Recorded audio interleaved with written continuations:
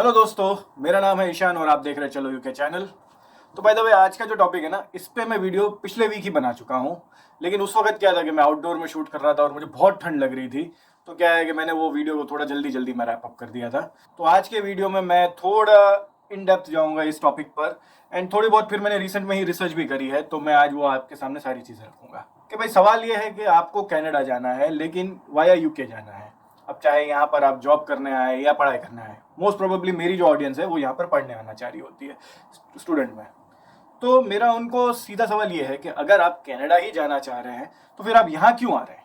तो अगर आपका स्टडी गैप जो है वो 5-6 साल का नहीं हुआ है, आपकी एज जो है वो 26 या 27 तक की है, और आपका कनाडा का किसी भी तरह का वीज़ा रिजेक्ट नहीं हुआ है या कुछ भी कोई प्रॉब्लम नहीं है, तो फिर आप यूके क्यों आना चाह रहे हैं। अगर आपका अल्टीमेट गोल कनाडा जाने का है तो सीधा कनाडा क्यों नहीं जाते भाई। आपको वहां का पीआर चाहिए, तो वहां पे एफर्ट्स करो ना सारे। यहाँ का क्या कर रहे हो। यानी ये कहाँ से सेंस बनता है। यानी आप यूके में पढ़ाई करेंगे तो आपको कनाडा में कोई एक्स्ट्रा पॉइंट्स नहीं मिल जाने वाले हैं। कनाडा में अगर आप पढ़ाई करते हैं तो वहाँ का पीआर में आपकी कनाडा का स्टडी के पॉइंट्स आपको मिलते हैं।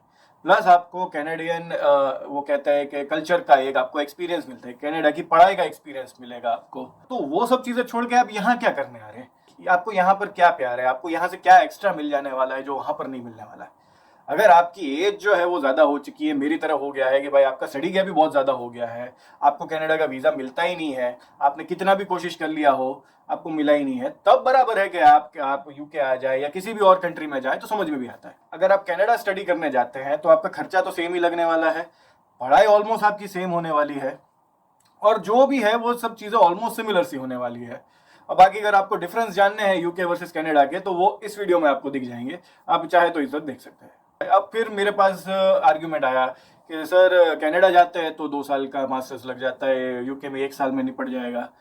तो दोस्तों अगर मैं लॉजिकली आपको बोलूँ और इकोनॉमिकली खासकर तो मैं यहाँ पर बात करूँगा आपके साथ, आपकी पढ़ाई के आपको 20 लाख रुपए देने हैं समवॉट, या कहेंगे कॉस्ट ऑफ लिविंग के साथ तो आपको 25-30 लाख देने हैं, चाहे आप कनाडा जाएं या आप यूके आ जाएं। आप अगर इसको थोड़ा इकोनॉमिकली थोड़ा कैलकुलेट करेंगे ना, तो मैं आपको बताऊं ये आपके ही बेनिफिट में है। जो फीस या जो खर्चा आपको रिकवर करने के लिए 1 साल यूके में लगेगा, वही आपको 2 साल वहां पर मिलेंगे।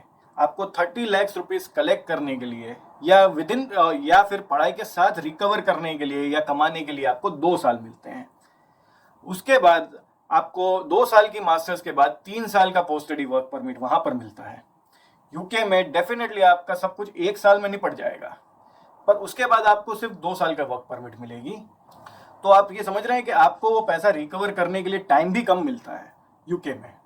तो मैं ये आपको साफ बोलूँगा, अगर आपकी फीस जो है वो अगर आपको कनाडा में भी 15-18 लाख मिल जाती है, तो मैं आपको गारंटीड बोलता हूँ कि आप विद इन के आप पढ़ते पढ़ते ही अपनी फीस निकाल सकते हैं। सिमिलरली अगर आप 2 साल के मास्टर्स के साथ यूके में आते हैं तो आप यूके में भी फीस निकाल लेंगे और आप अपना कॉस्ट ऑफ लिविंग भी निकाल लेंगे। लेकिन अगर आपके पास टाइम कंस्ट्रेंट है और आपका हाथ भी तंग है यानी फाइनेंशियली, इस केस में मैं नहीं मानता कि विद इन 1 ईयर आप अपनी फीस भी निकाल लेंगे और आप अपना कॉस्ट ऑफ लिविंग भी निकाल लेंगे। 1 साल की पढ़ाई के अंदर ऐसा कुछ नहीं होने वाला, चाहे आपकी कॉलेज फीस 10 लाख रुपए ही क्यों ना हो। क्योंकि बाद का जो 8 लाख का जो आपका जो कॉस्ट ऑफ लिविंग है, ये तो मैं मिनिमम बोल रहा हूँ 8 लाख, इससे ऊपर ही जाता है वैसे तो, लेकिन ये जो मिनिमम कॉस्ट ऑफ लिविंग जो है ये और फीस दोनों निकालना काइंड ऑफ बहुत डिफिकल्ट है। और मैंने अपने एक वीडियो में बताया भी है कि स्टूडेंट यहाँ पर अपनी कॉस्ट ऑफ लिविंग, अपनी फीस वगैरह सब चीज़ें कैसे निकालते हैं। तो वो वीडियो अगर आपको देखना है तो आप डिस्क्रिप्शन बॉक्स में उसकी मैं लिंक दे दूंगा, आप चाहें तो वहाँ से देख सकते हैं। तो भाइयों सीधी सी बात ये है कि आपको अगर कनाडा जाना है ना, तो भाई सीधा कनाडा जाओ। कनाडा नहीं जा सकते हो तो यहाँ आ जाओ, कोई मना नहीं करते, फिर तो आपके लिए रास्ते सेम ही हैं। आप इंडिया से जैसे कनाडा वीज़ा की स्ट्रगल कर रहे हैं, वही आइल्स देना है, वही इंग्लिश की माथाजिक करनी है, या वही ईसीए करना है, वो जितनी भी प्रोसेस है वो सब आप यहाँ से करना। थोड़ा एडवांटेज आपको यूँ मिलेगा कि आप यहाँ पर आओगे तो आप क्योंकि इंग्लिश कल्चर में इतना ढल चुके होगे कि आपकी जो बॉडी लैंग्वेज में, आपके कैरेक्टरिस्टिक्स में इंग्लिश इतना घुस चुका होगा कि फिर आप आइल्स और ये सब चीज़ें तो बहुत ईजिली निकाल लोगे। बाकी जितनी भी प्रोसेस है यूके से कनाडा जाने की वो सेम है, चाहे आप इंडिया से प्रोसेस करें या चाहे आप यहाँ से करें, क्योंकि आपका जो कैरेक्टर डेवलपमेंट हुआ होगा उस वजह से आपको बेनिफिट यहाँ से मिलेगा। लेकिन अगर मैं ऑन पेपर अगर आपको कोई बेनिफिट बताऊं तो ऐसा कुछ एडेड एडवांटेज आपको यहाँ से नहीं मिल जाएगा, या कोई यहाँ से कोई नया कुछ रास्ता आपको नहीं मिल जाएगा कि हाँ भाई ठीक है कि भाई मैं ब्रिटेन में आ गया हूँ या मैं अब इंग्लैंड में आ गया हूँ तो कनाडा वाले मेरी फाइल जल्दी प्रोसेस कर देंगे। जी नहीं, ऐसा कुछ नहीं होगा। कनाडा में इमिग्रेशन जो है या कनाडा में पीआर जो है वो आपको आपके मेरिट पर ही मिलता है।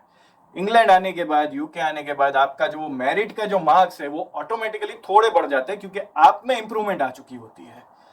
वो वहां पर कोई चेंजेस नहीं हुए होते हैं, आप में चेंजेस आ चुके होते हैं। तो ये एक बेनिफिट होता है। तो इस वजह से आपको यूके जो है वो थोड़ा बेनिफिट दे देता है। यही बात मैंने अपने पिछले वीडियो में बोली थी। अब थोड़ी कनाडा पे बात कर लेते हैं। तो पिछले कुछ दिनों से ना मैंने वहाँ के कुछ यूट्यूबर्स के साथ कॉन्टेक्ट किया एंड मैंने जानने की कोशिश करी कि भाई कनाडा में क्या है, यानी इमिग्रेशन और पीआर और ये सब चीज़ें क्या है।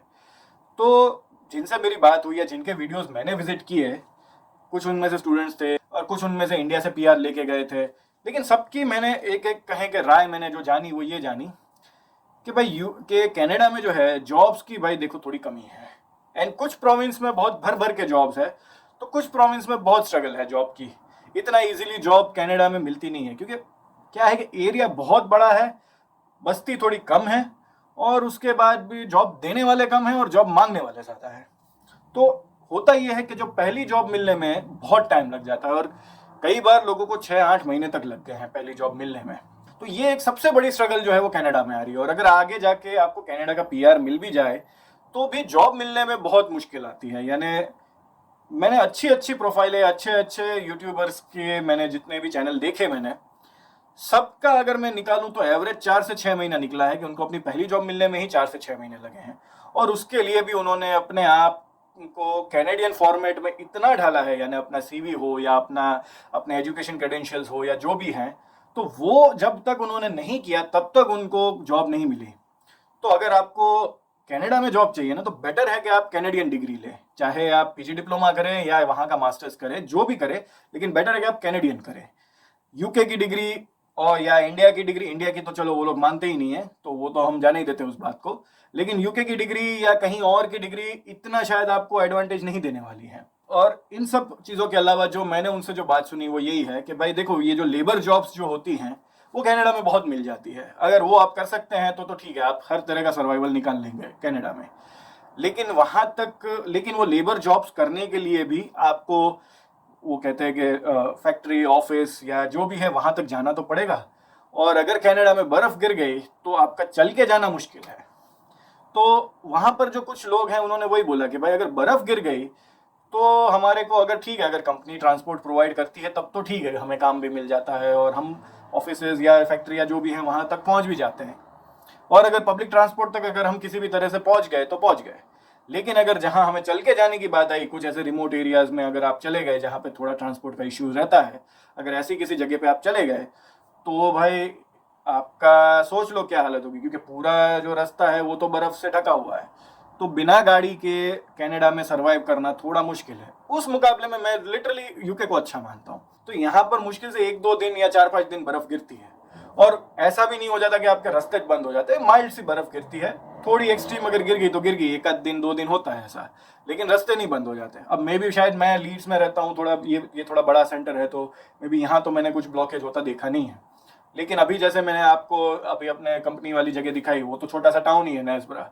एंड जिस दिन मैंने वो वीडियो शूट किया है, आप देख सकते हैं मेरे वीडियो में ही बर्फ़ गिर रही है। तो उसके बाद उसके दूसरे दिन भी वो सिटी और सब चीज़ें चालू ही थी। हाँ, ये अलग बात है कि ट्रेन्स मेरी लेट हो गई थी, दूसरे दिन मैं कंपनी पे मैं आधा घंटा लेट पहुंचा हूँ। तो खैर ये सब इश्यूज आते हैं, लेकिन ऐसा नहीं होता कि आपके रास्ते बंद हो जाते हैं। तो ये सब चीज़ें कनाडा की प्रॉब्लम में आती है। तो अब आप पे है कि भाई आपको कहाँ जाना है। यूके आएंगे तो आप माइंड में यही रख के आइए कि भाई यहाँ पर पीआर मिलता नहीं है। मैं जब यूके के लिए निकला था, मेरे एजेंट ने मेरे को एडमिशन लिया, उससे पहले ही ये बात बोल दी थी कि ईशान, 80% लोगों को यूके में पीआर मिलता नहीं है। अब अगर तुम में स्किल्स है, तुम में वो बात है, तो डेफिनेटली तुम अपना पीआर निकाल लोगे। तो पहले से माइंडसेट ये बना लेना कि तुम्हें इंडिया वापस आना रहेगा, या कहीं और आगे निकलने के रास्ते खुद ही ढूंढने के। तो अगर तुम खुद के रास्ते या खुद के दम पर अगर लगता है कि तुम रह सकते हो, तो डेफिनेटली तुम यूके चले जाओ। बेटर अपॉर्चुनिटीज़ हैं, बेटर ऑप्शंस है, और पूरा यूरोप का मार्केट तुम्हारे लिए खुल जाएगा। लेकिन अगर तुम्हें भाई लाइफ में एक अश्योरेंस चाहिए कि नहीं भाई, अब मैं जिस कंट्री में जा रहा हूँ वहाँ पर मेरे को रहने मिलेगा ही मिलेगा, तो भाई तुम कनाडा के लिए देखो। लेकिन अब क्योंकि मेरा एज बहुत ज़्यादा हो चुकी थी और मेरा स्टडी गैप बहुत ज़्यादा हो चुका था, तो मेरे को कनाडा की कोई यूनिवर्सिटी एडमिशन दे भी नहीं रही थी। एक आध ने दी थी, लेकिन अब वो मैं जा नहीं पाया, ये लॉकडाउन और कोविड की वजह से। यही एक मेरे लिए ऑप्शन अवेलेबल था उस वक्त, और मैंने यही ऑप्शन लिया है, और अब यहाँ पर जो भी है उसी के साथ मुझे अपने रास्ते दिखाने हैं। तो एनीवेज दोस्तों, ये था पूरा वीडियो यूके वर्सेस कनाडा, या कहेंगे अगर कनाडा आपको वाया यूके जाना है तो ये सब चीज़ें आपके ध्यान में है। और अगर आप यूके भी आना चाह रहे हैं तो इससे ज़्यादा ब्रूटल ऑनेस्ट चीज़ कोई नहीं है यूके के बारे में। अब आइए, बेशक आइए, यूके में बहुत अपॉर्चुनिटीज है, बहुत जॉब्स है, बहुत अच्छा कंट्री है, लेकिन पीआर को माइंड में रख के आ रहे हैं तो प्लीज़ मत आइए। कोई अश्योरेंस नहीं है पीआर की यहाँ पर। आइए, मौज करिए, 2 साल जॉब करिए, पीआर मिला तो ठीक, स्पॉन्सरशिप मिली तो ठीक, यूके गवर्नमेंट ने कोई वीज़ाज निकाले अगर तो ठीक है, वरना हम सबको वापस जाना है। That's it. तो इसी नोट के साथ मैं अपना वीडियो खत्म करता हूं। अगर आपको ये वीडियो हजम हुआ हो, आपको पसंद आया हो, तो प्लीज़ इस वीडियो को लाइक करिएगा, शेयर करिएगा अपने फ्रेंड्स एंड फैमिली के साथ जो यूके आना चाह रहे हैं या जो कनाडा जाना चाह रहे हैं via UK, and please subscribe this channel. And lastly, thank you for watching this video, hope to see in the next one.